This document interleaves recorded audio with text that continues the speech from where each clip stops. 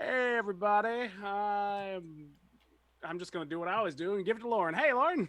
Hi, everybody. I am Lauren. I should pull up the stream so I don't do the thing I did last time where I don't know what order people are in. Thank you for joining us once again for the Flight of the Apollyon, an actual play of Armor Astir by Briar Sovereign, who you can find on Twitter at WereGazelle. It is a cool game about fighting fascists with magic mechs, and I went to the wrong Cyber Sasquatch. Wait a minute. There's two of them. Drew's has the underscore. Obviously, I have to go fight that person. Well, Drew, I got one. bad news I know. for you. They stream fighting games, Ooh. like almost exclusively. This is not the first time I've made this mistake. Well, that doesn't mean they know how to fight. That's true, but I'd be careful for their that hand-eye coordination. I don't know. Although it could mean they know how to throw fireballs with their bare hands while yelling Hadouken. So should be careful. That's what we're saying here. Fantastic. Welcome, everybody. I am your GM, your game master, your MC, Lauren Peterson. You can find me on Twitter at DM_LSP. Joining me today is, I'm going to go to that way. No, I did it wrong. It's that way. Kit. Hi, I'm Kit, boiling to death in my own office. I am going to be playing a bunch of random people today. However, usually I play Cyril von Jaeger, the artificer of the group. Yeah, Cyril's cool. And next is going to be that way twice. Liz. My name is Liz. I've already forgotten how we introduce ourselves. Two other people just did it. Follow that template. Listen, I may have spaced out for just a moment. You're not alone. I usually play Seisha Vadu, the Arcanist, but today I will be playing whoever pops up. Oh yeah, because we are doing the conflict turn. Yes. So that means next is going to be Kim. Hi, I'm Kim. I usually play Farina Talbot, the witch, also a mech pilot, but tonight I will also be playing whoever. It's a mystery. To be clear, it's a mystery because we are doing conflict We don't know. turn. We just don't know. If We're you don't doing remember conflict turn from however many episodes ago, we know what we're doing tonight in terms of general frame and structure, but in terms of specifics, who the fucking say? It's going to be fun. And finally, double down is Drew. Hey everybody, I'm Drew, and usually I play Captain Alexander Dumorn, and this is gonna be weird. I'm excited. Briar, it's gonna be great. In typical Briar fashion, Briar has changed the rules on us again. So the conflict turn is going to work different than it did last time. This is the fun of playing a game that is in development. To sort of, I guess, pick up where we left off, the last time you had rescued a dragon from the magical stockpile being held by the college. That dragon then kind of went on a rampage and fucked everything there up. The Apollyon pulled back after kind of wrecking quite a few people and messing with a lot of the authorities' mechs and attacking the fort down in Port Callister. And meanwhile, Cyril went on a fun little adventure, didn't you, Cyril? You broke into the office of, what was his name? High Archon Maldivis? Yeah. After you created a fake emergency. No, you created a real emergency. It just didn't matter to you. No. It was like a evaporated gaseous venom of some sort. So you did that, and remind me, you took from his office like a big sort of ledger, or Yes. no, it was a crystal. Oh yeah, it was the crystal. It was a holocron. You took a holocron of the day your father was killed. Correct. So you can sift through that to potentially find who did it or how. And that brings me back to a thing I wanted to double check on, and I want to do with everybody here, is gravity clocks and where those are kind of sitting, which I'm pulling up right now. Gravity clocks are really cool, but I find them a tad bit confusing. And they're kind of how you level up. I'm trying to find the page they're on, and I can't. Gravity, here we go. All right. How does one fill a gravity clock? Or a hook. And then hooks. Yes, those are also a thing.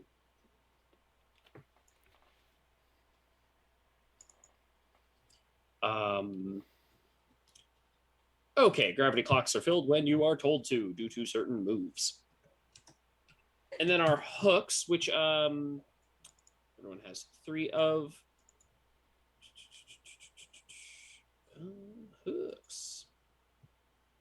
Short phrases that define how your character acts and thinks about the world and people around them. It might be beliefs, goals, or duties you have taken up. Hooks can only be altered when you're prompted to do so.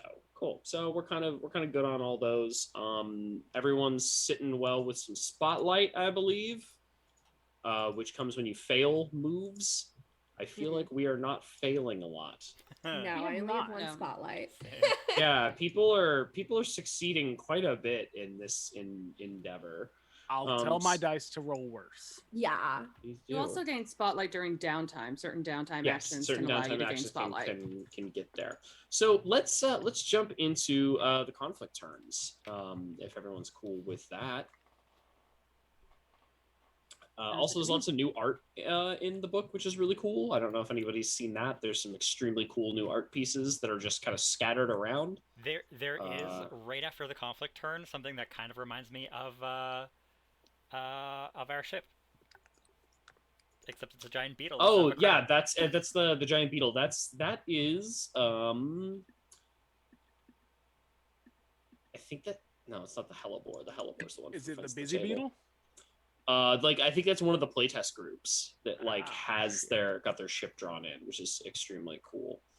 So yeah, let's jump in on the conflict turn. So the conflict turn, everybody here is familiar with mobile frame visual firebrands, at least in passing. I don't know. Kitten and Liz, you are, right?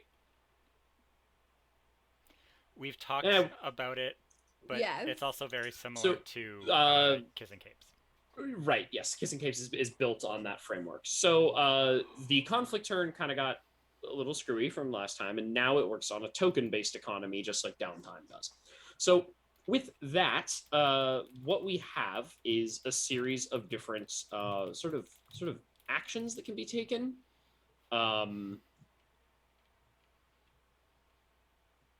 The actions that not actions, but like scenes we can play out. So the scenes we can play out, as I am getting to them. Step 1 is we will choose a conflict scene. Step 2 is play it, and step 3 is resolve it. So the conflict scenes we can play are an unfurling plan, which is where everyone plays, taking the role of either members of the authority as you hatch a plan of some nefarious nature, or the cause as you figure out how to thwart that plan. There is a covert op. Everyone plays. The director assumes the role of various authority or cause characters, while the players act as agents of the opposite. Discuss what kind of under operation you are leading and what happens should you fail.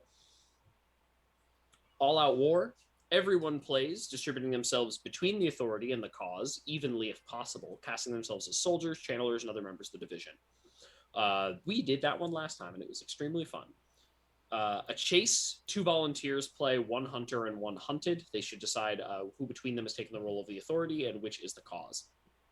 And then you chase each other down, see if one of you gets away. And then two new ones that have been added are 1-on-1.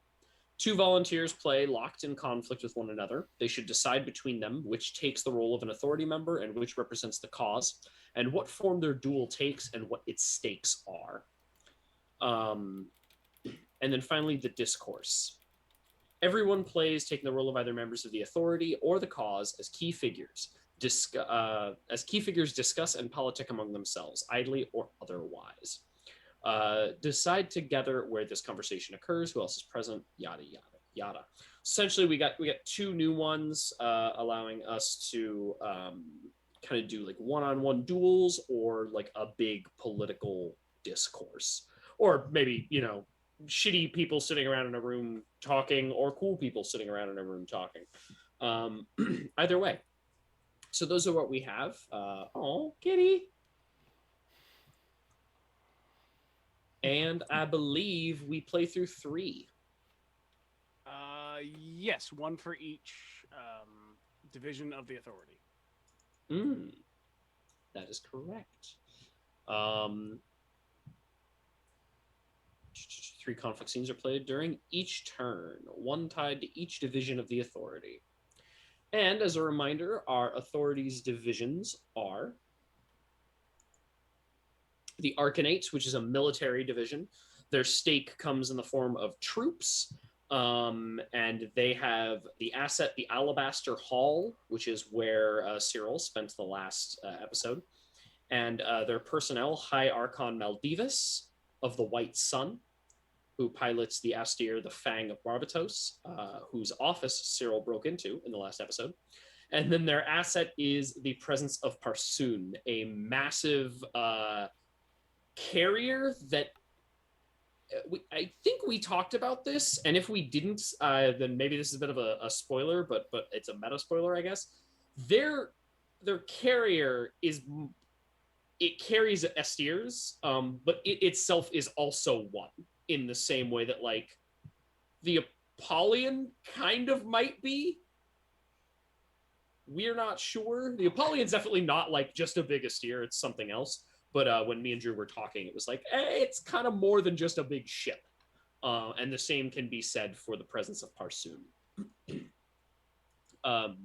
Finally, but next is the Hall of Meisters, the college, basically, which trains channelers and magic users and students and those who may go on to join the Arcanate, and is the former college of Liz's character, Seisha. And they have their stake is in basically easily manipulatable students. Their personnel, they have the Professor Zandari, College of the Blue Eye, who we saw last conflict turn as y'all broke into her office and figured out that what she's trying to do is sort of create a using the design or sort of based off the idea of Seisha's arm, is attempting to create a way for the Archons to better interface with their talisman units. Their other asset is the college itself, the College of Ascension, manipulatable students, and stockpiles of magical resources, which you hit one of last time. There's still several out there, so that asset hasn't been completely destroyed, and who knows what those look like. And finally is the Order of Rectification of Injustice, which is a bunch of cops. They're just cops, but they look sick as shit because they all look like red mages from Final Fantasy 14. Because that's what you do when you're a bunch of fascists who want people to join your cop brigade. You make it look cool. So they're also called the Redcoats. That's their stake, and they have one asset in the form of the Iron Tower Prison, which you broke the Vicar Dice Mandel out of in the first episode. And then their other personnel, their other key is the personnel investigator Captain Julianne Hawthorne, who we have not seen on screen, I don't believe. She's somewhere in the cause's files is her info. Just a quick rundown of the people on your side. I won't go into too much detail. You have the Remoras, which are sky pirates and nomads, a bunch of bandits in plains. The Gloaming Coven, which are a rogue faction of students and faculty within the college. The Kabbalists, who we haven't really dealt with yet, which are a bunch of magical demon hackers that you all know, who kind of exist in weird spaces in the ever-changing city. The Bellboys, which are basically a spy network who managed to get around using all of the... There are also a bunch of like church guys who ring the bells. but they like are a spy and courier network who swing through the city and know how to maneuver it from its heights. And then finally, you, the Apollyon itself, you are guerrillas. You hit fast, hit hard, and then get the fuck out. Which has kind of literally been the deal every time. You split up, hit in multiple places, and then run away. So that is kind of the rundown of the factions we are dealing with.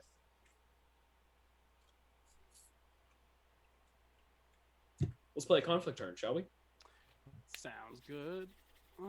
So we get 3 scenes, one each tied to the Arcanate's like factions. The Arcanate, sorry, not the Arcanate, the Order of Parsu, which is comprised of the Arcanate, the Hall of Meisters, and the Order of Rectification of Injustice. So, does anyone have an idea of a scene they want to play? Kit is raising their hand. Oh, I do. What's up, Kit? Cyril found out that High Archon Maldivis has a really cool demon book. Yes. And he's pretty sure this book is the key to what they use to summon their demons for their talismans. Mm-hmm. If we get that book, they might have limited access to making more talismans, or at least more Archon talismans, is his idea. It'll be, yes. So based off what he knows, what I will tell you is that book is like a cool big book of demons.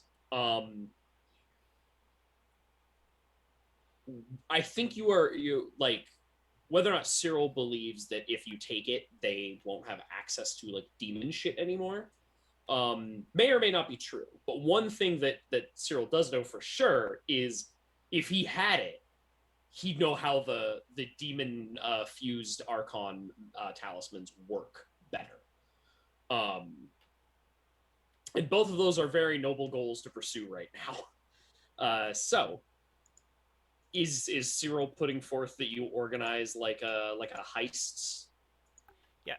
A Covert op? Covert op. That's the one I was looking for. Do a covert op to sort of go in and steal the book. And I'm suggesting potentially the Kabbalists, because I think that's a good one. understand demon shit. Yep, I think they would also be very interested in getting their hands on that. Demon book, you say? So, a covert op, is everyone cool with that? That scene sound good? Yeah. All right. So, covert op, everyone plays. The director assumes the role of various authority or cause characters, while the other players act as agents for the opposite. We discuss what kind of undercover operation you were leading and what happens should you fail. So, here's the question. Do you guys want to play the Kabbalists or do you want to play the authority? Because I play whatever you don't play.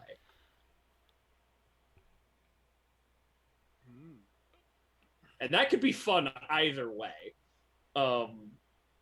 Y'all playing a bunch of shitty, awful Archons is great.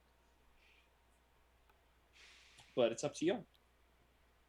I'm going to leave it up to dealer's choice, Kit. I kind of want to play the Kabbalists.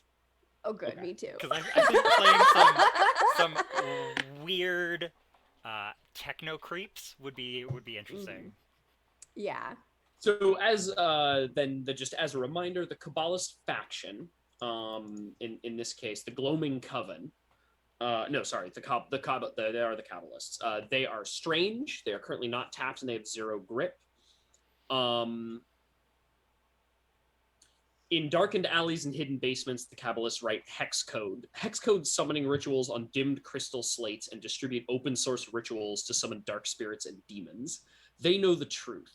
Demons are just like any other spirit, only with darker tastes and a greater desire to aid us in exchange for sating them. This is a decentralized cabal of demon summoning magical girl hackers is indispensable at best and unpredictable at worst. we lost Kim. She'll be back. Hi, everybody, from our weird fucked up screens. Oh, wait. Oh, yeah. Hi, everybody. So, yes, a decentralized cabal of demon summoning magical girl hackers is exactly what this group is. They are like one part. Trying to think of a good example of what was like going on in my mind. Madoka. It's okay. It's Madoka Magica meets Mr. Robot. Is what this group is like 100%. That's what they do. They are like, yeah, we know shit. We know how shit works, and we write bizarre code. Because one of the things that I guess hasn't super shown up, but we do have is like there is internet here, but the internet is like is more like I guess more like it's a series of crystals that are like full of like messenger spirits and like shit like that. It's like it's like a Final Fantasy iPad basically is what you have. And there's a lot of like tech and stuff. Like the Astirs are machines. We haven't like super kind of delved into what this looks like, but that means this is like a good opportunity to do so with the Cabbalists, because that's very fun. So I will keep reading while we wait for Kim to rejoin. What undercover operation are you leading, and what happens should you fail? It seems to me like the mission is y'all are going to go and try and steal that book. If you fail, well, one, you don't steal the book, and I think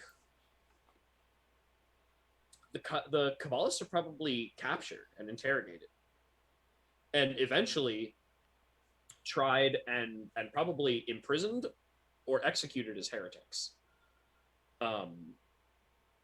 Imprisoned at the least if they're caught. So the lose condition here, or not condition, but the lose stake is that we lose the Kabbalists entirely. Sorry, the ones who are going on the mission will be lost, which will hamper that group for sure. Yeah.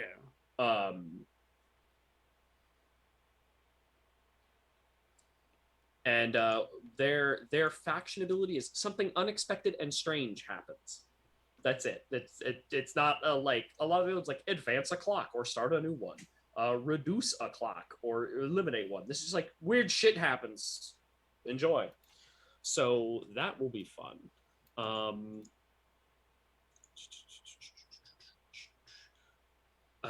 What? So why were you chosen for this? What do you think about the mission? And then players freely roleplay, spending tokens as below to ask questions of another player and complicate the scene. Continue playing until nobody else wants to spend tokens or the scene reaches what feels like a natural end. Look at the resolution below for what that might look like. And so here is kind of the thing is that you all have 2 tokens each. I have 4. Tokens do not refresh between scenes, I don't believe. Mm-mm. You get the amount you get for the downtime. Which is a little bit rough. Because it means you have to kind of pick and choose exactly when you want to do stuff. Just want to make sure that I am reading that correctly.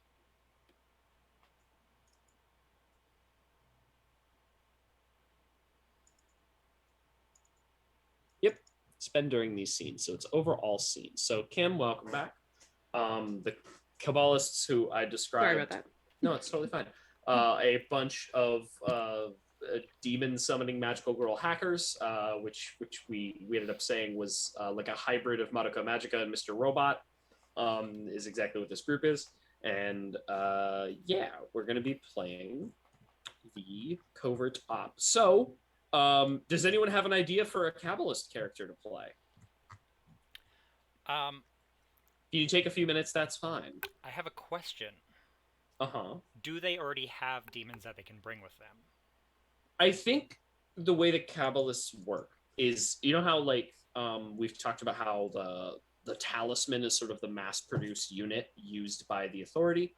And when you become an Archon, like you get to summon a demon and put it in there, and that like transforms it completely.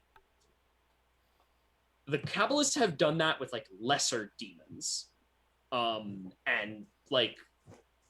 So in the way that like we've talked about how internet in this is like messenger spirits and stuff like that, like their hacking program is like a small demon that they can send into a network and do shit.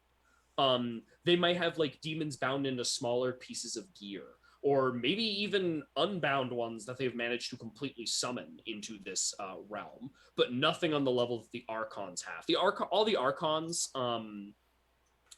demons are named after demons from the Ars Goetia, the Lesser Key of Solomon. So like they are like dukes and princes of hell and shit like that. I don't think the Kabbalah, like one of the reasons the Kabbalists are probably super into this is like if they get that book, they can figure out how to start dealing with those too. Right now, yes, they have demons, but I think it's much lower on that scale. Okay. Like these demons don't have like cool ass names and titles in the way that those other ones do.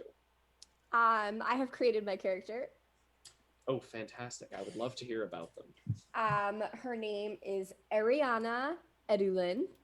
I'll put that in chat. I have described her as being 4'11" steampunk Lolita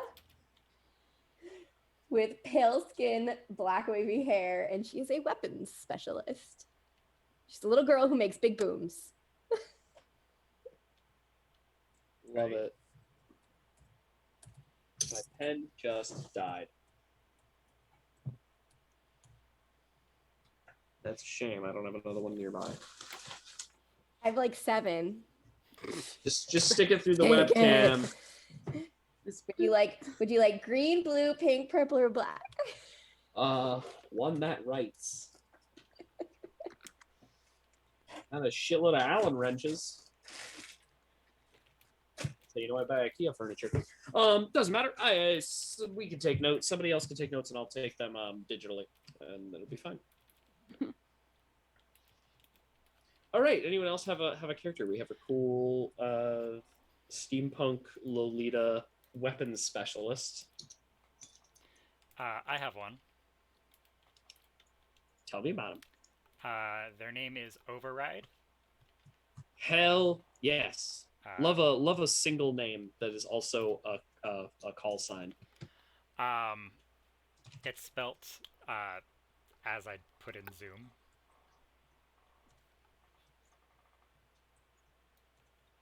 Oh, I was like, where? I'm there. Name. Yep. And she's kind of a cyberpunk look. So she's got like a visor, very Sailor Mercury look. Yeah. With like the visor. My girl. Mm-hmm. But all sort of like aqua tone instead of blue.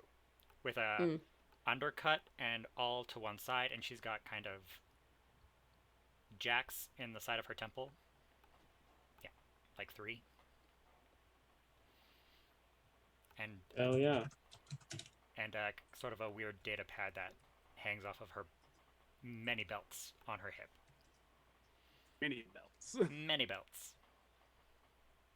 Well, that last time we were like out in the middle of a forest fighting a bunch of mages, and there was a dragon, and this one is like, all right, cool, cyberpunk corpo raid. Yep. It's a good game. This is a cool ass game. Kim or Drew? I got mine. Yes. So mine, her name is Marta Roston. Basically, no such thing as too much pink. She summoned a little too many demons, and basically it's like steampunk clothes, it's like steampunk cyberpunk, but just way too much hot pink. But to her, it's like, this is fine. Like, I'm just gonna summon a demon and just draw a circle, and it's like, what's wrong with her? It's like, it's fine. Just no such thing as too much pink. And finally, Drew. Oh man, I am full of terrible ideas. The best kind. You know what? I'm gonna be the only very confused man on this group. Oh my god, it's like the one like tiger from the cat squad in Yes. Oh, the one male. What was the name of that squad? I don't Something remember. stupid. Fuck, whatever. It doesn't matter. His name is Zeph, and he has just an assortment of belts with gear hanging off them. You know, it all looks fairly mundane, but each of them has some sort of demon bound to it to accomplish certain tasks. But it all just looks like fairly standard, you know. I love that all of you are just Final Fantasy VII reject characters. It's wonderful. Yeah. Everyone's got Listen. belts and shit. I love it. Petticoats Does it help if I hide say he so also many has a things. half Yes. cape with a hood? A half Yeah. cape with a hood. Yes. Now you're speaking my language. And then the color palette is just all wrong. It's just like, what do people do? Why? It's fun. You know, it's fine. Oh, I love it. All right, let's do this one. Take our break, and then we'll jump into the other two. So the way this has kind of changed, it's now very like a lot of free role playing and spending tokens as we go to sort of ask questions or complicate things. So I have 4 tokens. Players freely roleplay, spending tokens as below to ask a question of another player and complicate the scene. Continue playing until nobody wants to spend tokens, or the scene reaches what feels like a natural end. Look at the resolution below for what that might look like. Our resolutions are: the agents are discovered and exposed. Can they still escape? Or the agents escape without being caught. How do they celebrate? During the scene, anyone may spend a token to choose one. A magical trap bars your way. How is it bypassed? A tight guard patrol threatens to catch you. Can you evade them? A surprised guard bumbles into you. How do you stop them raising the alarm? Your intel turns out to be incorrect and you get lost. How do you refind your way? You cannot progress without quietly taking out a guard. Who is relied on for it? Someone will have to split off as a decoy. Who goes? Our plans are changed suddenly. What is our new objective? So the current objective is Cyril saw in High Archon Maldivus' office a big, thick grimoire.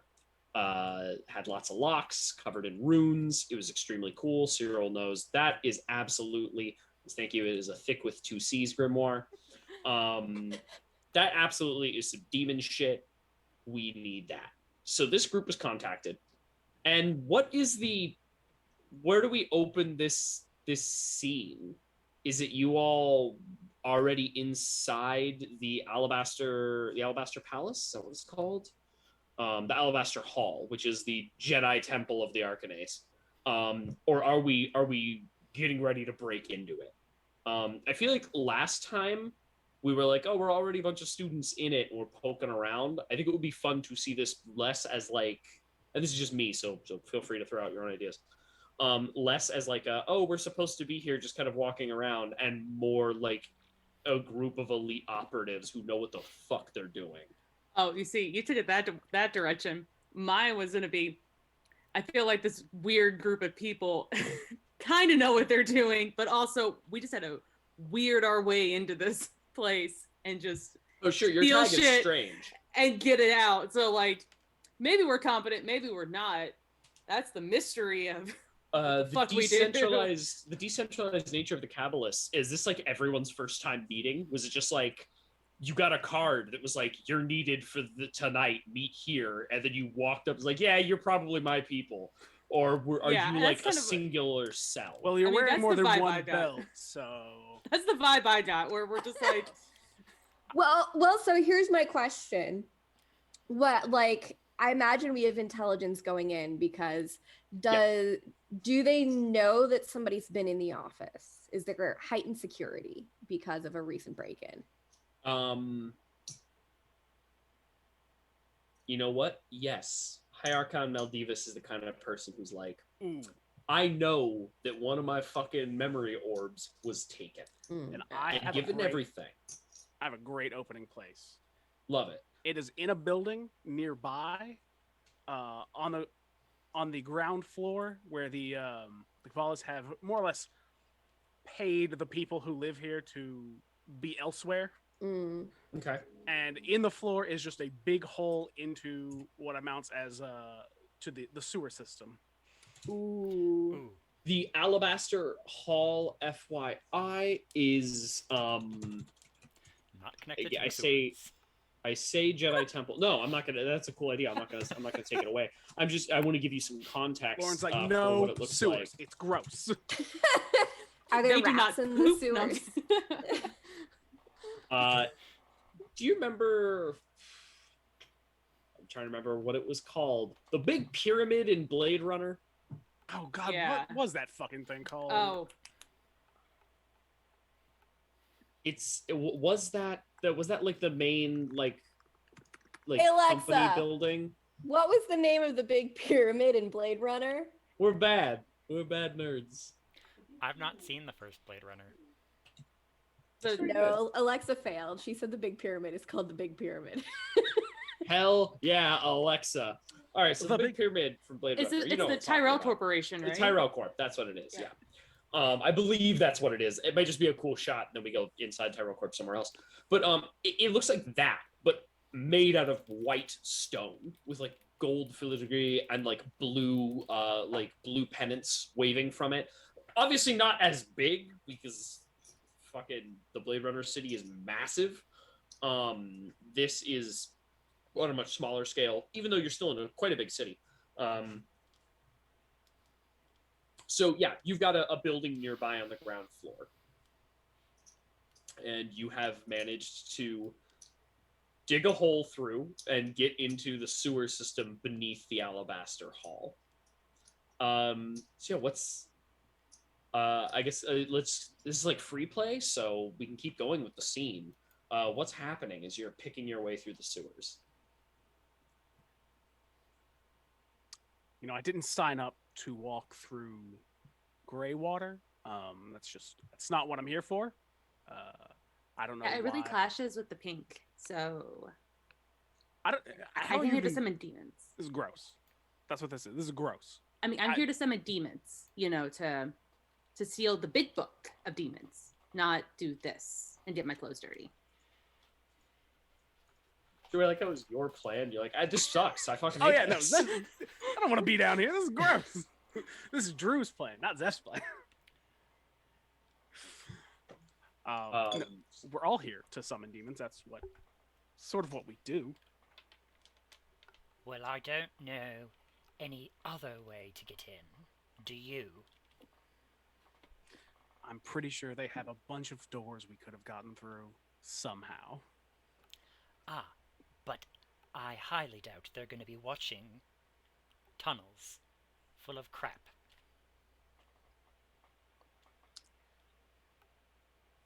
Whatever, Which- I'll just, you know, get my little cleaning demon to like take care of it. It's fine. I'm going to spend a token. Oh shit! I was about to do this. Shit. Oh, okay. No. You go ahead. You spend a token. I'm spending a token, and a surprise guard bumbles into us. That's right exactly after what I we're was like, going to spend a We're token not gonna on. watch sewers. Yes, Oh, is- fuck. It's literally just a fucking like a lower ranking member of the Arcanate, which again where like the lower ranking members who are not full like Archons, they're knights. The full Archons have like the white and gold, whereas the lesser members, the knights, where the knights and the neophytes have the blue and gold. And it's just like a blue and gold, and he like has a fucking like some sort of like crystal, like it's a flashlight, but it's like a cool Final Fantasy flashlight. And he's like looking around here, and there's like a slip, and his like foot slips off and lands in the sewage. He's like, oh shit. And then like looks up with the light, and all four of you are there. So yeah, I think, or rather, I'm sorry, Drew. That's what I was gonna do. Is that That's okay exactly for what you what said? I mean. That's fairly close to what I was going to I do. didn't realize I So- just took over there. I apologize. No, you're fine, man. That's pretty close to what I was going to do. I wasn't going to make him step in the gray water, But that's better. Hmm. but it's better. I agree. So the follow up on that is, how do you stop them from raising the alarm? May I? So Ariana has been like casually strolling along with the rest of the group with a parasol over her shoulder, just sort of twirling it and listening. And when she sees the guard, she flips it and twists the handle and pulls. Fucking hate this. I love it. I love it. I know exactly where you're going, but I hate this. And it shoots out a dart right at the guard. Fantastic. If it just penguin over knocks him here. unconscious. Yes. And then she just sort of flips it back over her shoulder and says, "You should really be paying more attention to your surroundings."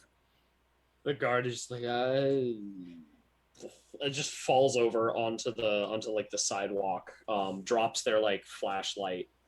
Their hand was like on their cool.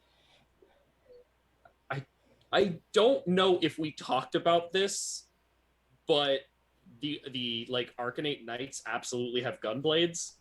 It is in my notes. I don't remember if it ever came up because like we've only ever really seen them in mechs. But they have like a standard issue gunblade, which is just like a cool like cavalry saber that has like a revolver, not like a revolver built into the hilt like a Derringer. It's like a single shot little pistol that they have built into the hilt of their cavalry sabers.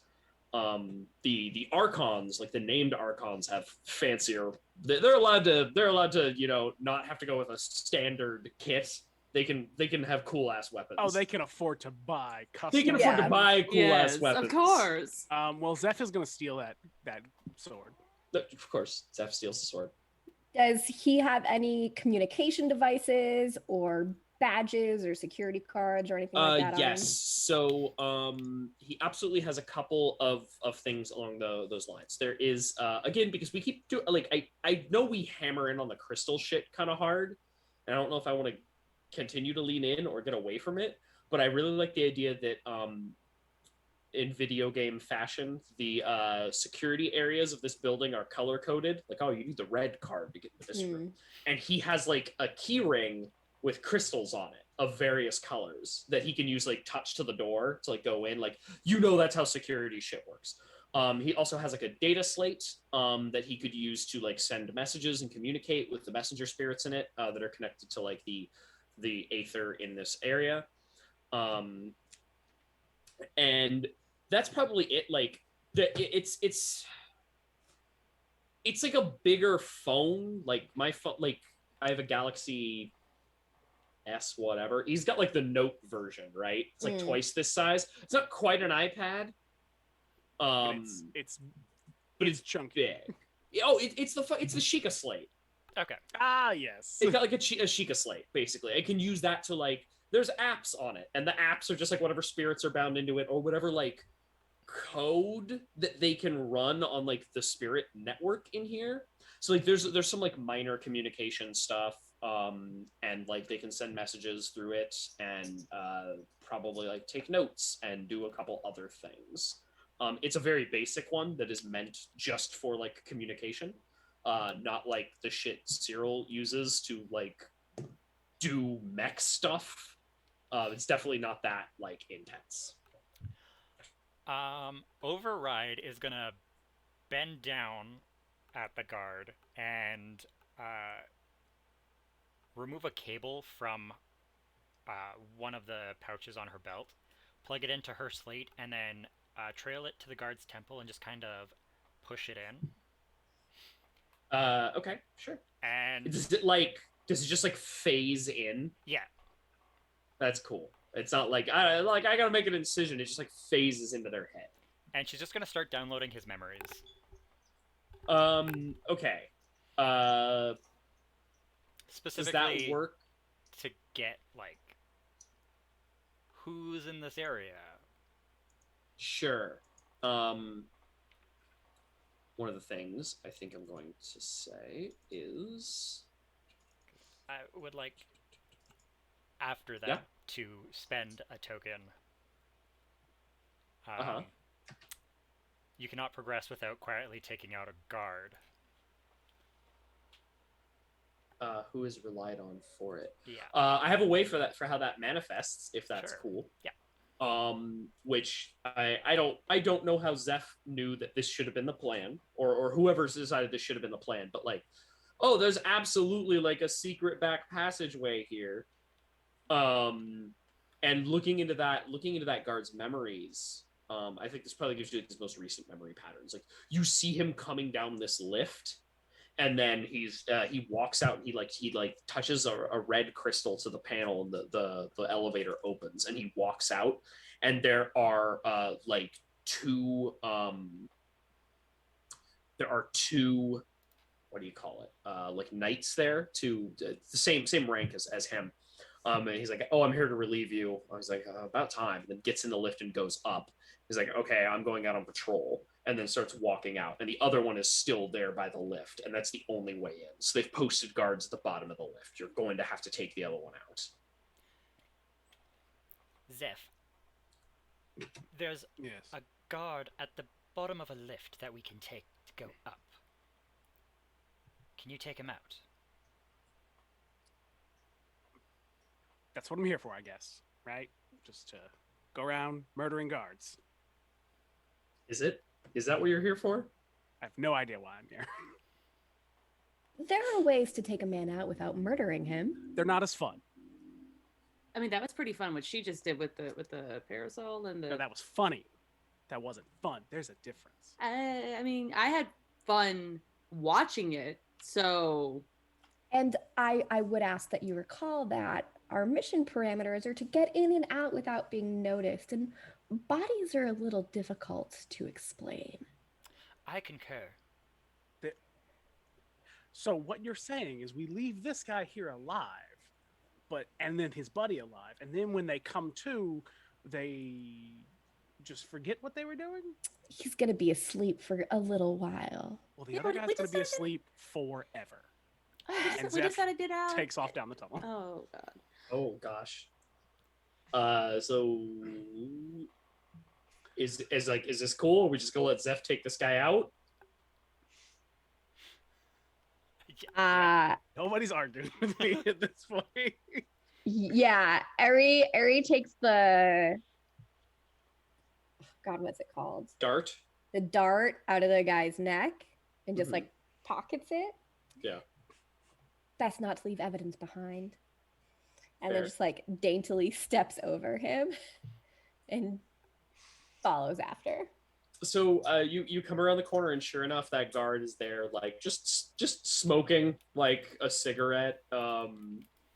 At the he's just finished rolling it. We see him like finish rolling it and light his cigarette up, and like take a drag and exhales. Like, recruit should have been back by now. And then Okay, I have a Zeph, what terrible happens? idea. What? Okay, so he's got what this occurs? cigarette, and he's mumbling to himself. And the second he goes to take another drag, Zeph unleashes one of his tiny demons, because Zeph has a bunch of tiny demons, Mhm. and it's a fire one, and it just causes this cigarette to burst into like just flare up really bright in this dude's face. We get like a little like as he drags, and that it sort of like lights up at the end, like two little eyes like pop out, and there's like a big mischievous smile, and then the whole thing just And his whole head just on fire. yeah. He falls to the ground, just like body, and then like burnt, like just skull, just and then like that little spark just kind of like skips back up. And what is it? Do you keep it in something? Oh yeah, I keep it in a it's literally just like an old beat up Zippo. It doesn't have like the that's the fucking flinter. cool. It's just it snaps open and snaps shut. Snap it open. The little demon hops back in with a giggle.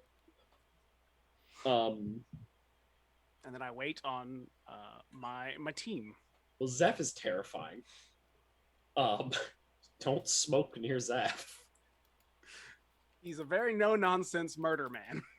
Is there, I mean, if we're in the sewers, is there some sort of water system in here that we could toss the body in? Oh yeah, you could just dump him in the sewer and they'll be Yeah, fine. yeah. For sure. This is like the secret entrance, but it's also like a secret exit is the thing, which is why like I think I don't know how you got this information. Unless like in the interest of wrapping this scene up, what if this is the I mean not that like we gotta hurriedly wrap the scene up, but like we do have 3 scenes to do tonight. Like what if the reason you're doing this is like maybe Cyril noticed, or Cyril got from that fucking memory cube that like this is the High Archon's escape route. It goes directly to his office. It could be where they like how they take prisoners in and out. Oh, that's cool too. Actually, I like that. Yeah. Yeah. So like it'll get you to the right floor at the very Yeah. least. Ooh, okay, I like that. Yeah. Also, I'm just gonna point out, Zeph also takes the man's skull. It's got uses. I'm sure it does. Probably. Marta just rolls the bodies into the. They'll wake up somewhere else. It's fine. So you hop into the lift, and it the just clunks shut, and you start humming upwards. What's the Marta's vibe like? humming elevator music. Could somebody make sure that we're not being watched? Bloop. What does that look like, Kit, for Override to like make sure you're not being watched? This time, she plugs it in from the elevator wall into her actual head, Mm-hmm. and then her eyes just kind of like glow blue, and she's searching for any like camera spirits. Sure. There's like this is like a cool cyberpunky thing, and I love it. What would a camera you know what it is it's like there are just where you would normally see like a camera embedded in like a ceiling, right? The little black half dome. It's just like a polished onyx thing, and there's little like messenger spirits that just go back and forth between them. So yeah, absolutely. You can see like what their patrols look like. Which is, I will spend a token to say tight guard patrols threaten to catch you. Can you evade them? There's ethereal spirits jumping back and forth between all this shit. There's guards too, and you can see that. Oh yeah, there's it's like those scenes in the Clone Wars where like people are moving from place to place on a like a carrier, and there's just like groups of 4 to 5 clones like around every corner, down every hallway. You're like, what are you guys doing? You're in space in the middle of nowhere. What are you patrolling for? Which I guess it makes sense. People break onto those ships all the time and fuck shit up. So it's like a that. weird amount, honestly. Yeah, like a weird amount. It happens a lot. So that's kind of what you're dealing with. It's like there are messenger spirits and there are patrols of guards. So can you evade them is my question to you all. I think so. What Override's going to do is she's going to release into the camera system a series of image ghosts, and just make it appear like there's something every so often just flickering there and then like flickering away and then appearing at like a different place to like set up like a, not so much like an alarm, but be like, someone should go check that. Gotcha. You're kind of overwhelming the system to get it to look in a place you're not. Yeah. So question, are those actual ghosts? Yeah. Oh yeah. Okay, cool. You're not just like fucking with magic. You just put a bunch of ghosts in the building. Yeah. You pull up Hall's got ghosts now. You pull up your iPad and you hit haunt. I've got an app for this. haunt. I wrote this program myself. That actually is worse. You realize how that's worse? That means you had to get ghosts. Yes. I wrote this Everyone program looks at me myself, when I which set a means man's I head on bullied a fire. bunch of ghosts. Okay, so you've got a bunch of ghosts that you bullied who are doing this now. That's cool as shit. I gotta write that down. Hacking ghosts. I gotta be more detailed than that. I'm gonna look at this in 2 weeks and go, what the fuck did I mean by hacking ghosts? Fucking ghost. You know, there is VOD. Ain't nobody got time for that. No, I'm kidding. So while like the elevator music is going and the elevator is going up, Eri like calmly closes her parasol and wraps it shut and like straps it to her back. And she's going to reach into the pockets of her overskirt and pull out a pair of gloves, fingerless gloves, and just calmly slide them on and strap them to her wrists. And when she clenches, they sort of like crackle with energy. Hell yes. All right, you've made it to the right floor, and where you come out is this is like a makeshift prison room. Like this is where, like you said, this is where they kind of bring and extract people without them being seen. It also serves as like an emergency escape, which is why it is on the same floor as the High Archon's office.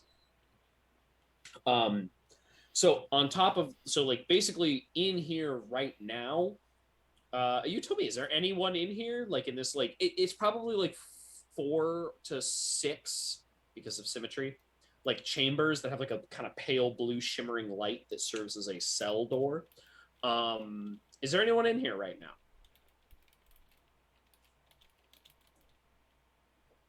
No, I mean that's fine if nobody. I'm I don't deciding know if how I we want to spend my token. Okay. I have one left. I'm trying. You only decide have if one I wanna left. spend it. We got 2 more scenes, so you might want to Exactly. save it. That's why I'm weighing. this Yeah, option. I kind of want to save. I haven't Yeah. used any, but I kind of want to Save save it. mine. But I mean, just like in general, if you think there's people here and that's an interesting thing you want to deal with, we could do that. If not, you just move on. I mean, there's probably I- somebody in here, but But if we want to deal with it, then we don't Yeah. have to. There's just, oh yeah, there's someone there. Just let people know later.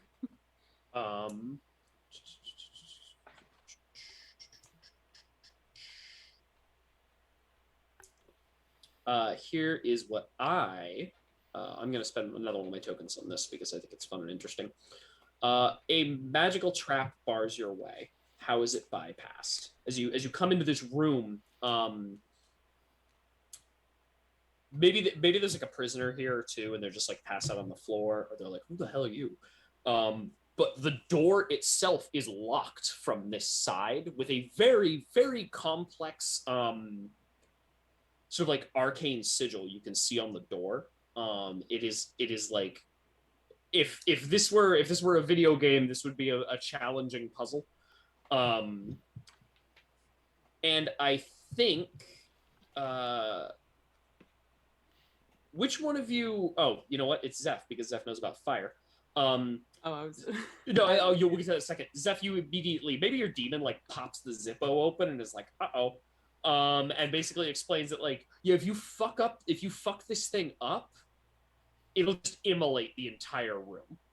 Like, just turn it into a furnace. It'll nuke you. So don't screw up.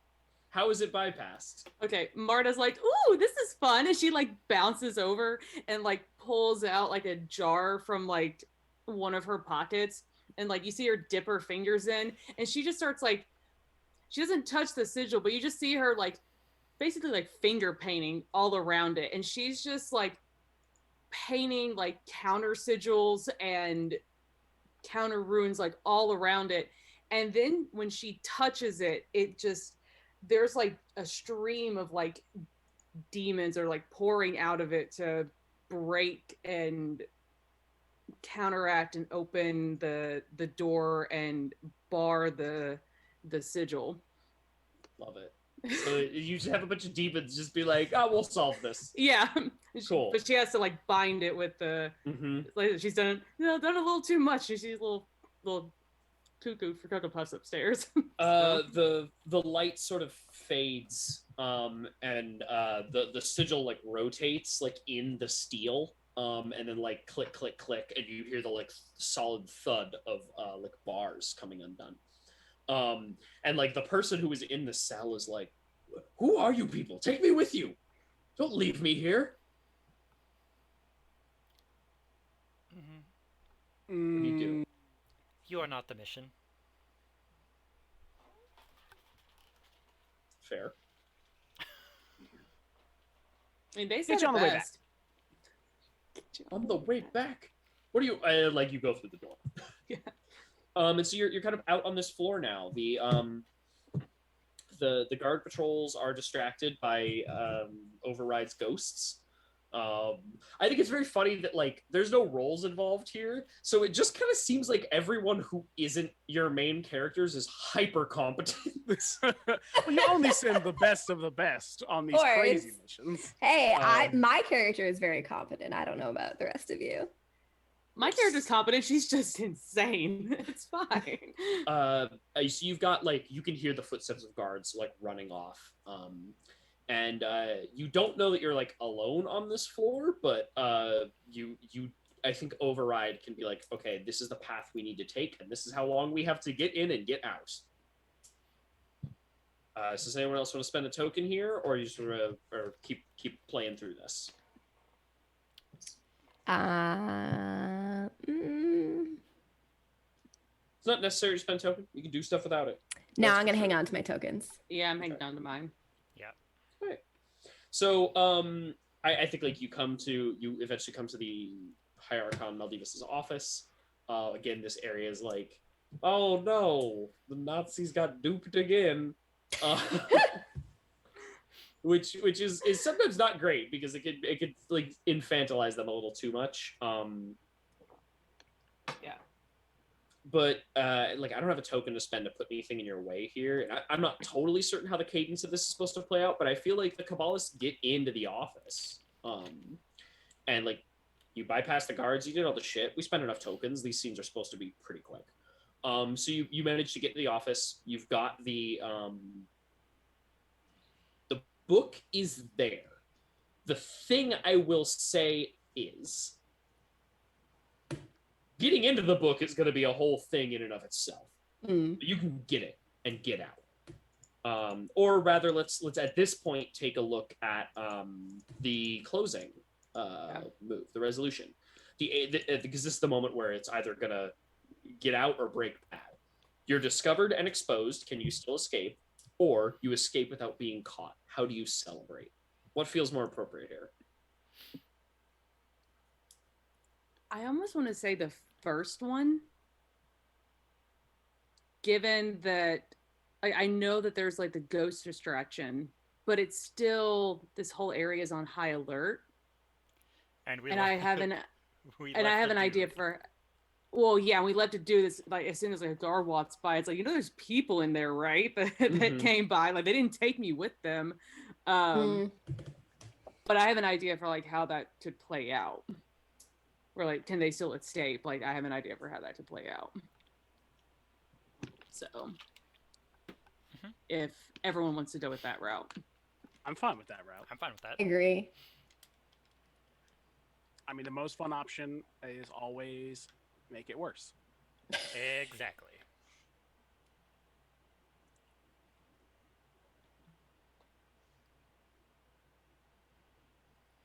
I think I don't know that I'm interpreting what Breyer wrote here correctly.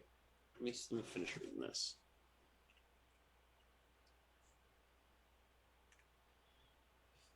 Okay. Spending tokens is good. It gets you dice to determine how the outcome of the scene goes. oh, Me spending tokens takes that away. I skipped that part. Sorry, Breyer just rewrote all this, and I don't think I caught that. When you choose a scene, also choose which factions will be representing the cause's efforts. We did that.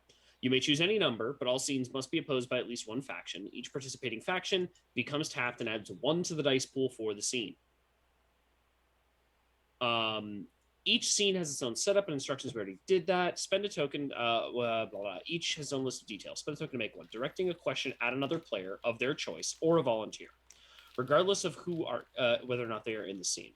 Their answer should describe a victory, strength, or advantage in the scene for the cause. Similarly, the director may spend a token to make one and remove a d6 from the pool. In this case, the response, their detail should be to describe a victory, strength, or advantage for the authority. Once the group has spent all tokens they want to, it is time to end the scene. Choose a resolution, then the cause gathers the dice it has earned. If any dice are higher than the division's stake, they are victorious. Otherwise, the authority overcomes them. So I think technically what I just did is accidentally reduced you to -1 dice. Oh yeah. Well, so we start with 1 dice. It said You start with 1 per faction, and that's it. Me spending dice removes a token. We spent 2 tokens, so that gives Which us 2 doesn't dice. add dice. Oh. The dice you get are based off the factions helping. Okay, if the cause didn't earn any dice, roll 2 and discard the highest. There you go. Okay, that's how that works. So that's my bad because I didn't read this. But hey, that means I can only reduce another one by at least one. This is true. Or 2 to 1, and then we'll see how it works. But I think this is interesting. Can I knowing that, can I spend a token before we resolve? But that doesn't, you spending tokens doesn't Oh, yeah, it seem doesn't to give us dice. aid Never mind. anything. Never It just mind, never allows you mind. to add some color to it. Okay, As far as I never mind. can tell. I'm not rolling this.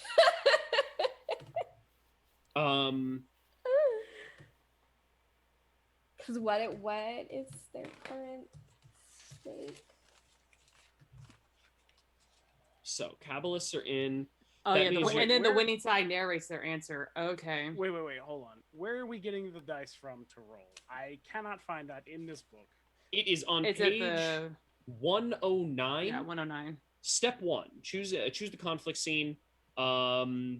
When you choose a scene, also choose which factions will be representing the cause or interests or their interests during it. You may choose any number, but all scenes must be opposed by at least one faction. Each participating faction becomes tapped and adds 1 to the dice pool for the Okay, scene. so we started with 1.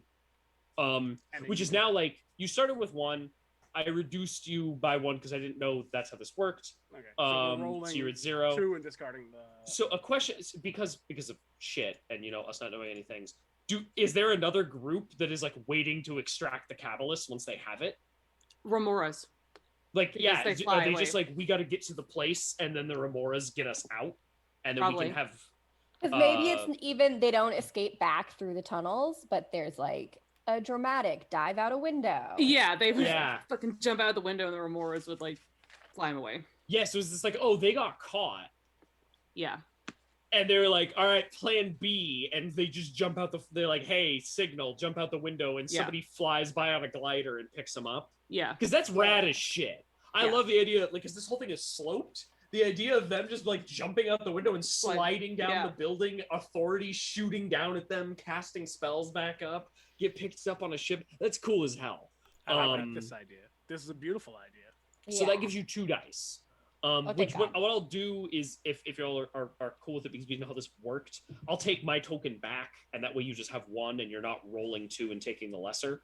Yeah. Or would you Right. rather say I spent my token and then you roll 2 and take the lesser? That does deprive me of a token later on. So I'll put it in your court just because I don't want to take anything away from anybody here. I either want to give you the victory or let you take the tiny maybe defeat. We'll I'm see. Fine with I'm you fine with 2 in the taking it- lesser. Oh, Yeah. okay, that's fine. Yeah. They've got 3 stakes, so we would need higher than You'd roll above 3. Yeah.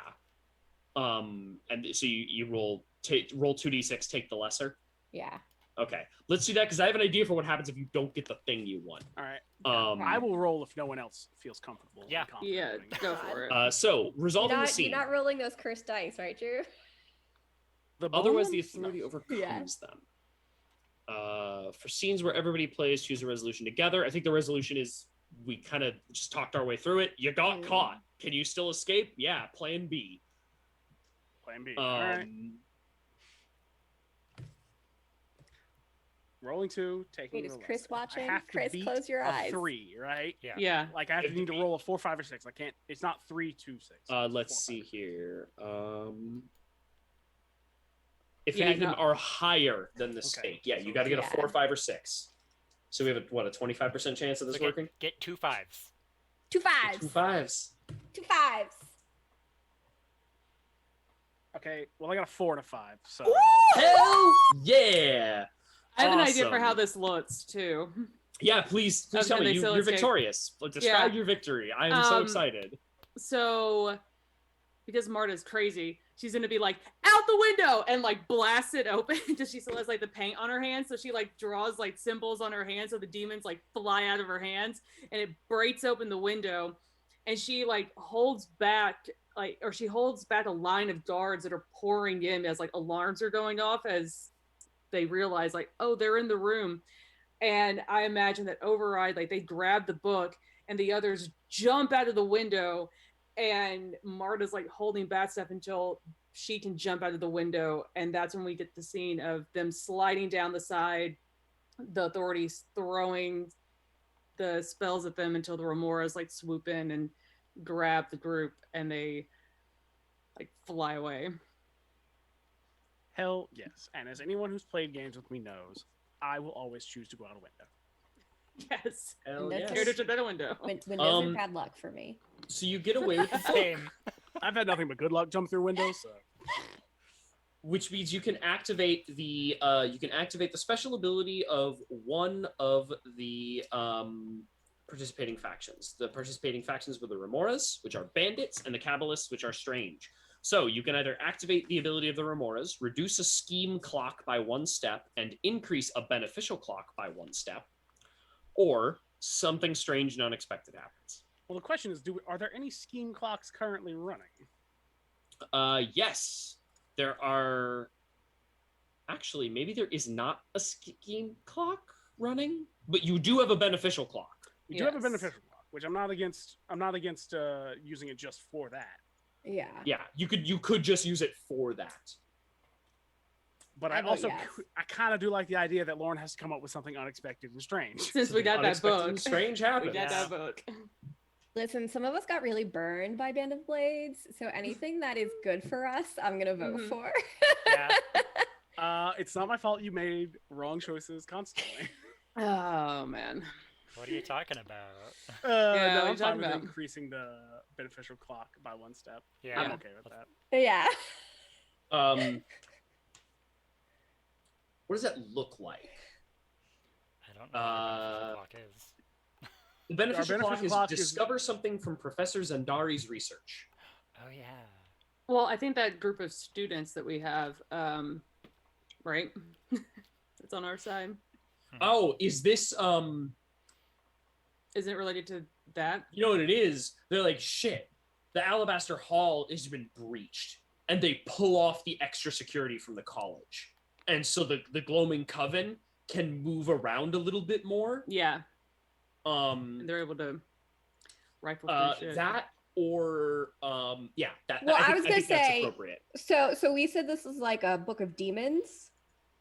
Right? Yes. Um. And like rituals and stuff, but the thing is you can't get into it yet. Okay. Never mind. It, then. it is locked. Yeah, like we would have to start a clock for that. You're gonna right? that or maybe the something unexpected and strange that happens is like, The book oh, we starts just know how to talking. get into it. Surprise. So surprise, this is easy. Which I think is like, oh, maybe the unexpected and strange is you don't even need a clock, and the Kabbalists. I guess what might be unexpected and strange is collectively the Kabbalists are like, shit, we want this thing, and so instead of they in a rare occurrence get multiple people together in one spot to crack it and do it really fast. Which does expose and kind of endanger them, which kind of explains why they're tapped right now. That's an option for, I think, unexpected and strange that I like, but also the idea of having to pull security off of the college and move it back to the Alabaster Hall allows the students to get access to stuff and not be under as much scrutiny, so they can work on deciphering Professor Zandari's research. Both of those I think are really cool. So it's up to you. I vote for moving the clock. Clock. Clock. Clock. Yeah. Cool. So that means fictionally, like the increased security on the college has been removed, and it has been moved back to the Alabaster Hall. This is like 2 breaches basically in rapid succession. And They're that, like, fuck. that sort of leads into the idea I have for a scene. So Perfect. Yeah, and then I have one after that. So If y'all are cool with that, I'm cool with that. But let's take a quick break because I gotta Yes. pee. Sure. Breaks are always good. yes. Um,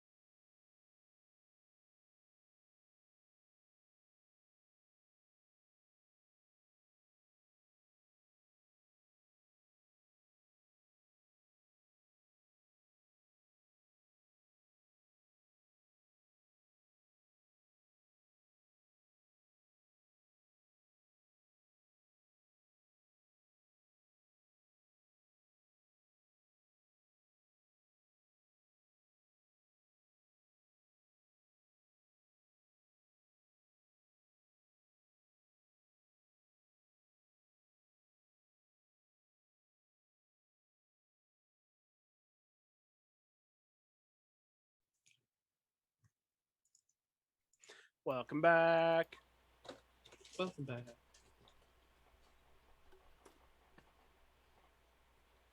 Drew saw it. Drew saw the I picture. saw it. Oh God, Laura, introduce us. Control Talk- this. Talking about a mega called Battle Club that involves a woman suplexing a great white shark. It's fantastic. Fantastic.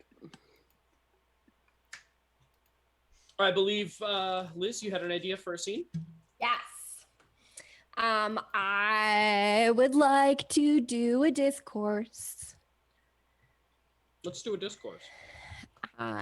So everyone plays taking the role of either members of the authority or the cause as key figures, discussing and politicking amongst themselves. Decide together where this conversation occurs, who else is present, and what the power dynamic between participants is. I see this as a shady meeting between higher ups in the, what is it? The Arcanate, the Order of the Maesters, and some Redcoats, Okay. discussing some recent security breaches, Mm-hmm. maybe like sharing intel. Mm. So it's definitely, back room of a bar situation. Okay. Who is opposing this? And what does that look like? So it doesn't say anything about anyone opposing it. Every downtime scene or conflict scene is tied to an authority group and has to be opposed by at least one member of the opposite. Okay. That's just like how the rules for this work. I wonder what happens if you can't. I don't know that it says anything about that. Idly or otherwise. Oh, I know what that means. You have to tap someone to oppose it. If someone has to be tapped and they're already tapped, they're destroyed. Yeah. Okay. How about this? There was that prisoner in the jail cell. Mm-hmm. Maybe it's an interrogation. Could be. Which faction? Well, so my thing is here, actually looking at it now. The Bellboys are agents. What if they're spying on this? I was gonna say. Or you said you were going to get that guy on the way out. You didn't. You went out a completely different way. So that dude is still in that cell. So that absolutely makes sense. I don't know that a discourse is an interrogation. Okay. Because like the questions here are like, I say something insulting about a superior or influential figure. Yeah. However, an unfurling plan might be. I don't know. That's what, so I guess it was confusing to me, taking the role of either members of the authority or the cause's key figures, discussing amongst themselves. Because like, why would key figures of the authority and the cause be chilling? Right. So no, it's one Yeah. or the other. We pick one side to be. And so Yes. like we could be playing a bunch of bellboys talking about shit. Or I do Which is- like the idea of us all being like, we're stuffy authority members. Yeah, so Like, that's what That's was. fun. Yeah. And I think like the easy thing here is somewhere in this room, wherever we are, is a bellboy Mm, who is spying. I like that idea. That yeah. there's a bellboy spy amongst the. What if it's like we're all at like a fancy restaurant or some shit, and the bellboy is like the unassuming like waiter or some shit, and it's Mhm. just like. Or there's like a high society Intel. event Yeah. where And- we're, Yeah, just passing out hors d'oeuvres, getting drinks for people, and they're not realizing there's a spy right there. yeah, smoking cigars in a corner. What is this event? Oh, who's the guy that makes Astirs? He's showing off a new. Oh, He's showing off a Oh. new model, like it's a big show. I know y'all keep getting fucked up. Didn't we steal that man? Did we? Did you? Was it? Did we? No. Or did we steal the talent behind that man? We stole the talent behind him, I think. Mm. Yeah, Imbalance, the engineer. We stole the talent behind him, but doesn't mean that we didn't stop the production on That's things. true. That's true. I was just like, I knew we did something with this guy, and I couldn't remember what it was. We stole the engineer. We didn't steal Yeah. him. That's a demo, right? I believe that is correct. Yeah. I'm looking up right now. The neighborhood for that was High Crown, Zenith Arms and Artifice. No, Yeah. Damon Dow? No, that's one of the your boyfriend. Oh, Armo. Armo, not Oh no, Damo. Mr. Armo. Mr. Zenith. Mr. Zenith. Yes. Yeah. Who we described as like the Fifth Element, Right, Gary Oldman and type. Mr. Zenith Zenith. is who you worked for, right, Kit? Who Cyril worked for? Armo is... After... Yeah. Zenith put your father out of business. Yes. Got him killed. Yeah. And then... It's been so long. Is that when Armo picked you up, or did you go work for Zenith for a while? I never worked some for reason- Zenith. Okay. So what you did was Zenith. Who did you take from Zenith then? Imbalance, the engineer that's like the brains behind all of Zenith's like Astir line. I have no memory of this. I remember doing this. I remember doing this. I have a note on it. It was the last conflict. I'm not trying to say it didn't happen. I'm just saying I don't know what the fuck you're talking about. It was in the last conflict turn when there was like a... I think it was our chase. Yeah, it was the chase. It was the chase. Where we... Oh yeah, Dr. Imbalance is given to the Kabbalists. Wabu has a black crate. But we touch have it, to- has ammo. We need to Now start I a remember. clock to win him to our side to either give information or maybe make our spheres better. But that doesn't stop So- Mr. Zenith from having a show where it's No, like, no, oh no. yeah, I was let's just look at like, all my... I couldn't remember who we Zenith- stole.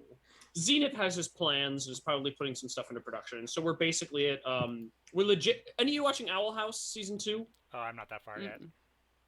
There's a bit in Owl House season 2 where literally like not a spoiler, but just like a concept. The Abomination Coven, who makes all the like goo golems, is having like a legit weapons show where they're showing off their new goo golems and all the weapons they've built into them. This is that. Like, It really is that. there is like Astirs on pedestals, Yes. and someone is like new polycarbonate nanocrystal armor diffuses mana beams over a wider area, reducing the impact to the pilot. All sorts of shit like that. And we're just playing fancy people at this thing, having a discourse about the recent security breaches. Liz? Yes. We gotta come up with some characters, y'all. Boop, boop, boop. Feel free to reuse people in this one, for sure. We've already seen a lot of Arcanate members. Do we have a name for the Archon of what was it? Weights and scales? Let me find 'Cause out. you- I don't know. you- That's a very good Archon. You just mentioned it offhand, and I'm like, I like it. And, like, their job was dumb as hell. Yes. Like, their whole job, I forget exactly what their job was, but, like, it sounds so much more important than it is. Taxation.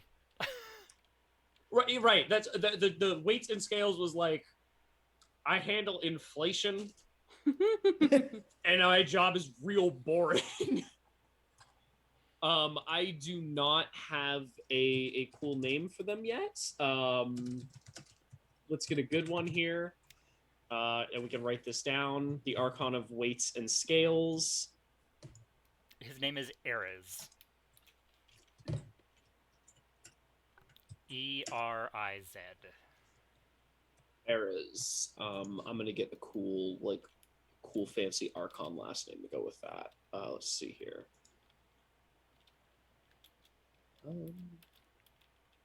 What's the names I was using? So this is supposed to be between like all three. Yeah, like everybody's here in some capacity. But I assume the main focus would be the Order of Rectification of Injustice, given that it's a security breach. And it's- Well, that it was the other or- two, the Maesters and the Arcanate, are the ones who have been breached. right, and so this is. I wonder if this is like, hey, guess what? You should give the order of rectification like more mech support. Yeah, because I was going to throw out there that maybe this is the first time we see Julian Hawthorne on screen. That's what I was gonna say. Yeah. Yeah, I and I was believe going to that is the volunteer. case. I was going to volunteer. Please Don, play you stole Julian. my idea. Oh, One of okay. you play Julian Hawthorne. The Eriz's last name is Orshulfus. Orshhalfus. Eriz Orshulfus. The Archon of Weights and Scales. I will be playing, because this is everyone plays. Yes. I have to go back and find her name. I have a lot of notes for this game. What are you looking for? Lucille Montress, Oh, damn it. the Archon of Dawn. That was the second option. Actually, if you want to play her, that's cool, because you're her rival. That's really fun. Oh, she's not my official rival she's, yet. she's my. Oh, no, Yeah, she- she's. step off. She's my rival. Yeah, She's exactly. Liz's official rival. Yeah, she's Liz's rival. I'll take Lucielle if you want Julian. Yeah, that's perfect. Kit or Drew, do you have ideas for characters here? Well, Kit went Wait, for Kit- Eris. I'm Erez. Oh, right. You're the Archon of Weights and Scales. I'm sorry, my brain is all over the place. Drew, do you have an idea for a character? We have two Archons. Representative of the red. A representative of the Redcoats, and if the college is here, we should have someone from the college.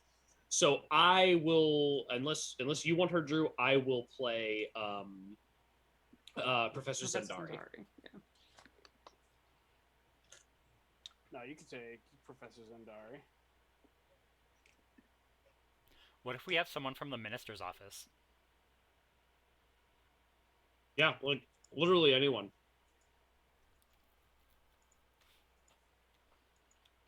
Ooh.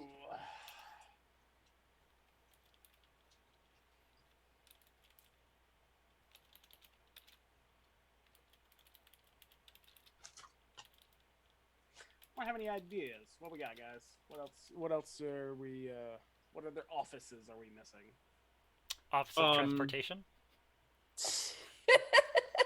I mean, you could also be like another order of rectification, like the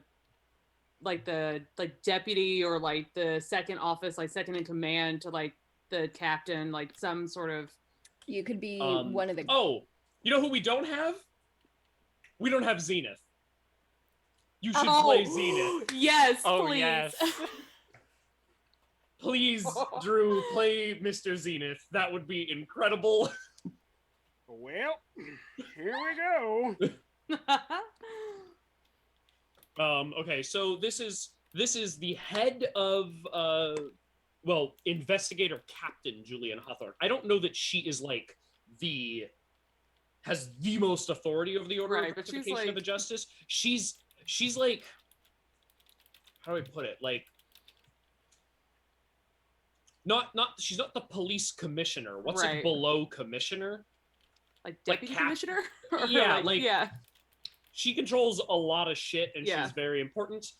We have the Archon of Dawn, who's to remind everybody, the Archon of Dawn, like their job is like morning rituals. Like her job is to basically.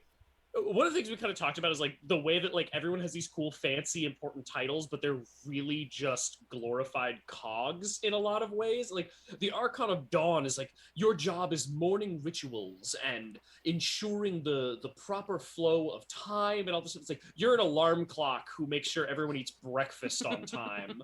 Like she's slightly more important than that for sure, but like it could ultimately be reduced to that if you wanted to be reductive about it.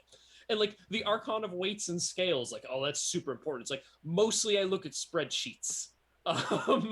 It's a lot of taxes and stuff like that. But like at the same time, they're still competent mech pilots with demonic mechs. and then Mr. Zenith himself. Mr. Zenith himself. And we got actually only, now that I look at it, have about 15 minutes before Drew's heart out. So we might have to pick up with the last of the conflict turn and then downtime next time, which will be totally fine. I think this is a cool scene and a good one to end on. So this is definitely, we open up on sort of a big, actually, Zenith, you're the one hosting the show. Tell us what this looks like.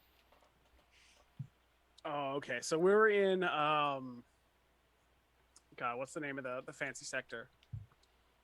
Where Zenith Arms and Armors is. That is High Crown. High Crown. High Crown is where the rich and powerful guild members built their mansions, castles, and places of power. Here the rich live. People from all pacts and guilds. It is tea time, festive banquets. Armored Astirs guard the streets and private properties. Its true name is the scent of a freshly bloomed rose. Dark tea with a dash of sugar. Astirs with magically silenced joints, and more ivory and gold than you know what to do with. And then Zenith Arms and Artifice was the landmark in there, and I really just want to hone in on the true name there, because our true name for it is Day Drunk Brunch in Eagleton, which is phenomenal. Yep, which is actually where I was going to lean heavily into. You see Zenith Arms and Armor. On the back side of it is a large patio with that is now covered in small tables. And each table has, some hors d'oeuvres and glasses on it, and everyone's spread out, looking out over this this flat expanse of grass, which, as everyone knows, where the Astir that Zenith is going to put on display will come out and show off. Fancy. And but Zenith is up on a small podium for the moment, and now I'd like to welcome you all. It's yet another wonderful demonstration of my newest line. And he's, God, what do we say he looks like? It's like Gary Oldman in The Fifth Element. Yes, he but literally looks like that. Finer clothes, Finer with tons clothes. of gold rings and everything. Yes. Yes, I forgot we called him that. I did too. That is a great description. It really is. And he says, "I know we've seen a lot of trouble in these last few weeks with these rebels running about, but let me put an end to that today with my newest line of Astir, the Skullbreaker. Because why the fuck not?" Love it. Love it. So are these, I guess the question I want to ask here is, like, the talismans are the most mass-produced ones, and Zenith does, like, a lot of bespoke work. Is this his first foray into mass production, or is this, like, a special, like, does he do some special mass-produced, like, maybe limited run lines? And this what is a is limited this? run line. This is people will fight over these just to say they have one of the 10 that got made. So he's producing 10, and basically this is the Arcanate, the college, and the cops all bidding for who gets them. Oh yeah, this is him lining his pockets. Love it. Absolutely love it. Okay, what does it look like when it and how does it show up? Tell me about this thing, because I get to use it against you later. Oh good. I forgot I've dug this hole. It's a good hole to dig. Oh god. Okay, so the Skullbreaker is it's a fairly small Astir as Astir go, but it's got, oh god, what is that show that it used to have? I'm trying to think of what it was. Basically, it's got wheels in its legs, so it can drop down. Oh, and... Moto Grand or something Grand Prix. Yeah. You know exactly what I'm. Yes. Yep. Basically, it drops down and like guns out onto this lawn and like fishtails and throws dirt up as it rolls back to its feet, and starts firing a very large fuck off magic gun. What's the large? Immortal Grand Prix is what it was called. That's what it was. Fantastic. I have to go watch that at some point. There is someone out there who is designing a Forged in the Dark game based off that anime, where your crew is your pit crew for your mech, and I'm like, I want to play the shit out of this. That sounds amazing. It sounds incredible. And the, I well- don't know who's doing that. I don't. I wish I did. So the fuck off large magic gun is it first it shoots out just like some regular shells, but then the on the underside where like a grenade launcher would be on a you know, if you had one of those on a weapon, it's basically the it like charges up and lets out this like blast of magic. It's sort of the gun from Outlaw Star. Ooh. Which name is also escaping me because I have not watched Outlaw Star since I was like 12. Caster. I just started watching it again like 2 months ago. Yes. I watched Caster 2 gun. episodes and that's it. I have not picked it back up. But yeah, it's called a caster. Okay, yeah, it's basically a caster attached to the bottom of this thing, and it lets out this like massive gout of flame. And Zenith goes on, oh, you can replace that with any sort of magic you want. Flame is just the easiest to contain for our purposes here. Anyone want to spend a token?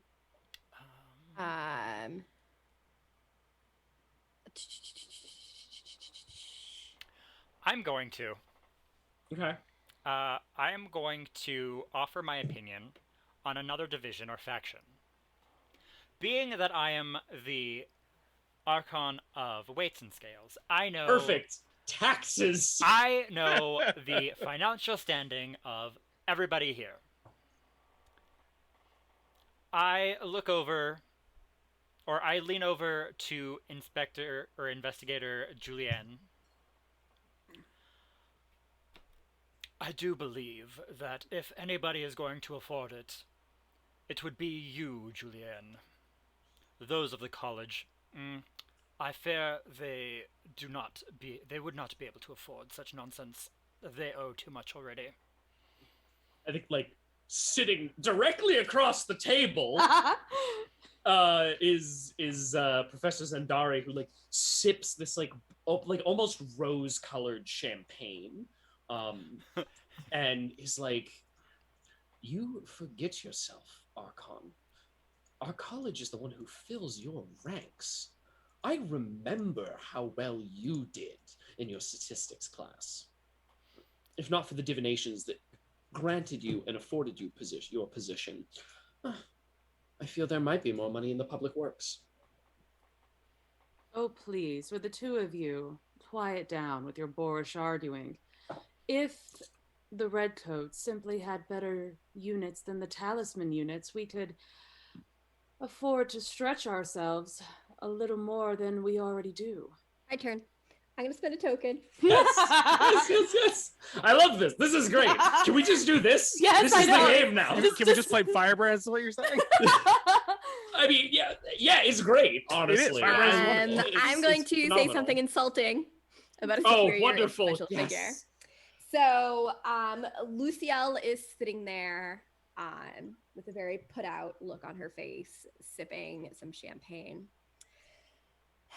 Inspector, maybe if you had pilots who knew their left from their right, you wouldn't have so many issues. Obviously, it's talent that is the issue. Yes, and how are you recovering from the fight at the prison against the Fire Witch? Are you healed up, or are you still weak on the one side? Funny, I don't recall seeing you there at all. Were you too busy sitting behind your desk, filling out paperwork? Again, if we weren't so stretched thin with pitiful talisman units, perhaps we could afford to provide more support.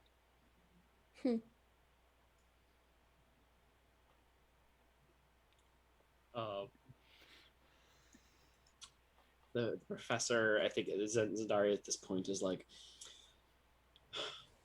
I don't think we're going to get anywhere simply bickering amongst ourselves about who is better.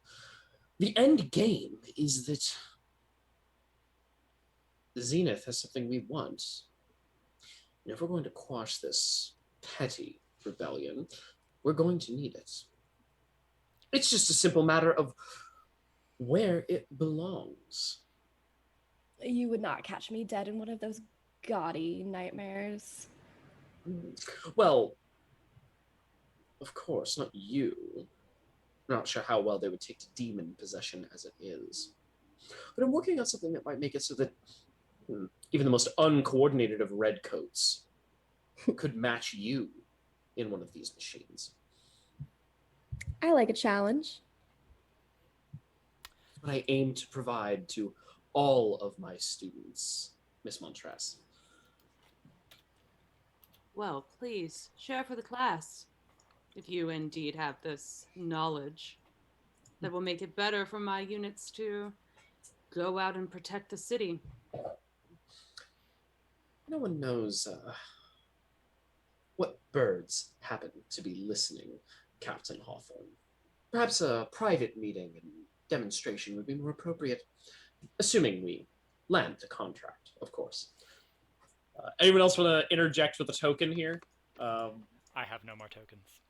It Kit's out. Kim's got 2. Fab and I both have 1, and so do you. And I'm out. No, I've got 1. Yeah, I've got 1, but I kind of want to save it for the next bit because Yeah. I don't want to have 2 in a row where we are rolling Yeah, 0. I'll use 1 to maybe wrap this up, and then that way there's 3 for the next one if everyone's Okay. like cool with That that. works.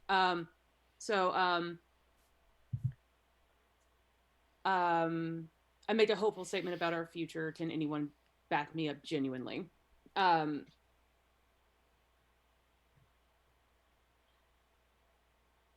If that is indeed the case, perhaps, as you said, we are best united and strengthening all of our units, all of our forces, is where these units are best put. As such, if my division has the capital and can be strengthened by your research and can be best distributed amongst everyone in the city, then it's not so much a loss that the Redcoats procure them. It's for the good of all at the end. How does that fit into your tax plan, Miss O'Shelfers? I can move things around. But I can see to it that it is afforded to the right places. I shall make the transfer to Zenith. Then it appears to be settled. You'll have researchers on site working with some of your finest, Hawthorne. And when the time comes, Miss Montress, perhaps you could put my research to the test. Always, Professor. What has Zenith been up to? We haven't heard a lot from you, Drew, but your intro was phenomenal. Zenith, at this point, while you have begun bickering about where their best place, he's wandering the tables, and he makes his way over and catches the end of this argument. He shouts out, I wouldn't worry about how trained your pilots are. From what I've heard, now I don't personally pilot the test Astirs. They're dangerous sometimes as we work out the kinks.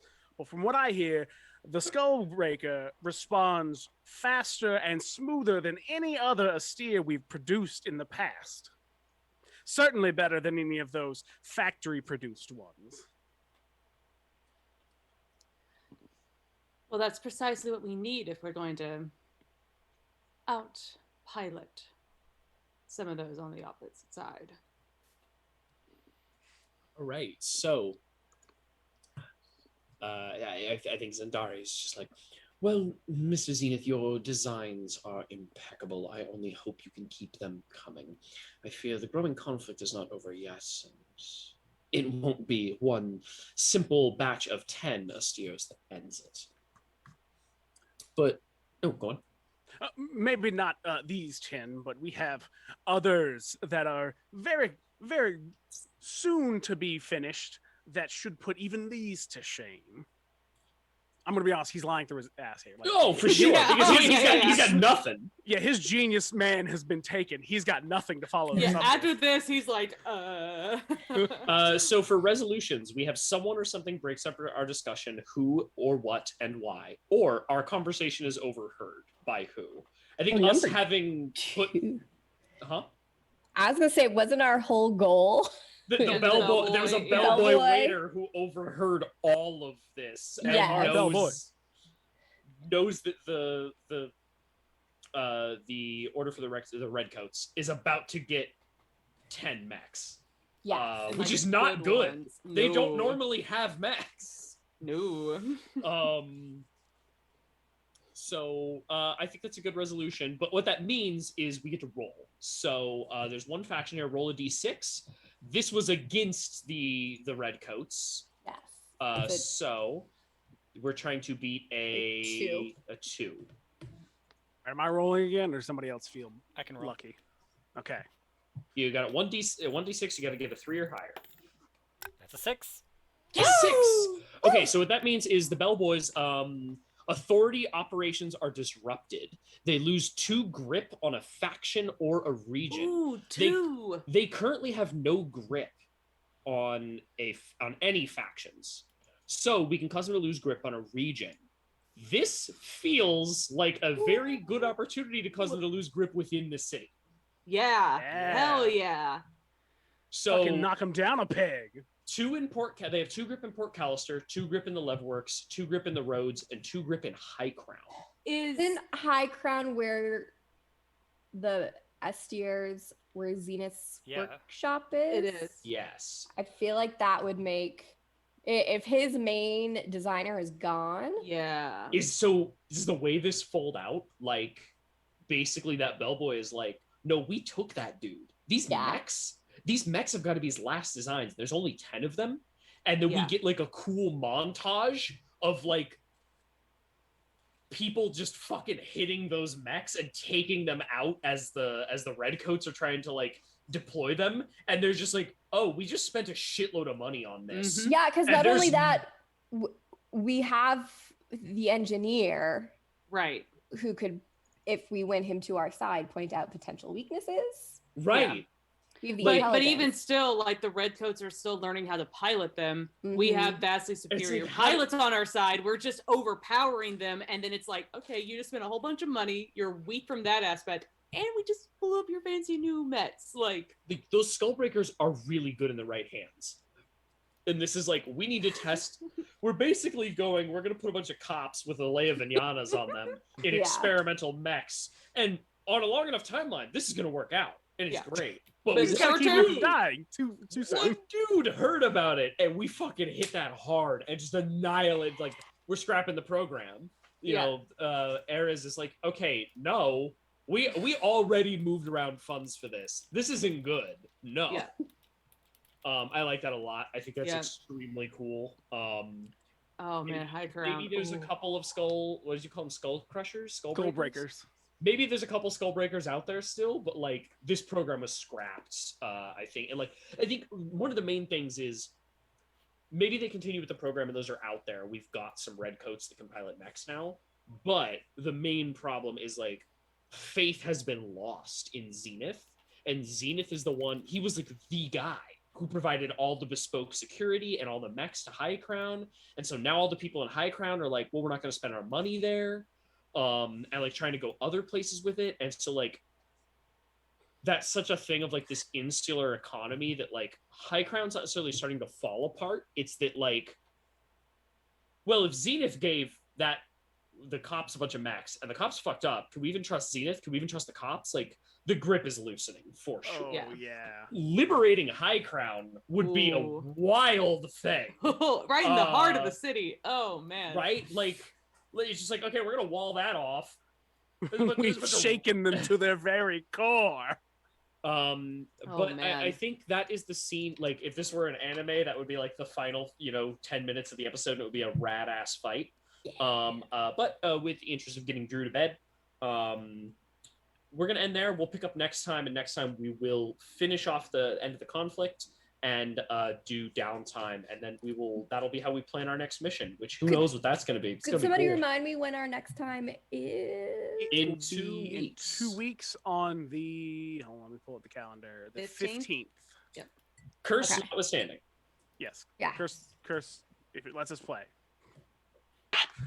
it'll be on the 15th. Okay. Just after my birthday. Oh, happy Yay! birthday! How old are you, if I may ask? 30. Oh, we're the same age. Yeah. Run, You're slightly older by like a couple months. I turned 30 in November. babies. Hey, look. My girlfriend's robbing the cradle, so maybe I'm robbing the grave. I say she's robbing the cradle. Robin the Grave. Good God. God, what is that from? It's Futurama. It's That's- when the professor is dating the really younger girl. It's like, well, they say I'm robbing the cradle, but I say she's robbing the grave. That's Because what it he's was. like 150 and she's like 24. Yeah. Yes. But he rubs stem cells on his face and it makes him young. It makes me young because that's how that works, obviously. Of course. It's my All plan. right. Good Lord. Well, that's the whole bit. They're like, so stem cells will make me younger, and she's like, well, they'll make you look younger in theory. And then he just rubs a bunch on his face. It's like, good enough for me. Bye. That's not how you do it. Whatever. Oh, good. But yeah, thank you everybody for joining us for Flight of the Apollyon. I love these downtime scenes; they're super fun. Getting to play shitty brunch politicians was great. I look forward to next time when we actually get to see what the guerrillas are up to in a much larger capacity, because you're the only faction left untapped, which means that the resources are spread pretty thin right now. We're gonna have to work on that. Which makes sense. I mean, if you look at the last couple missions, Yeah, last couple sessions, we've going hit hard. the authority hard. Like, Yeah. it makes sense that we've burned a lot of our resources. Absolutely. So we'll see how that comes down to shit in the end. But next time will be, same mech time, same mech place in 2 weeks.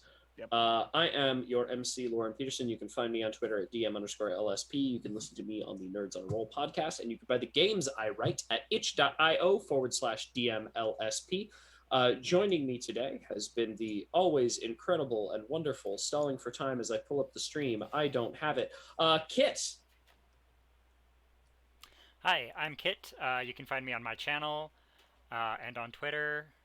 Not usually with a cat.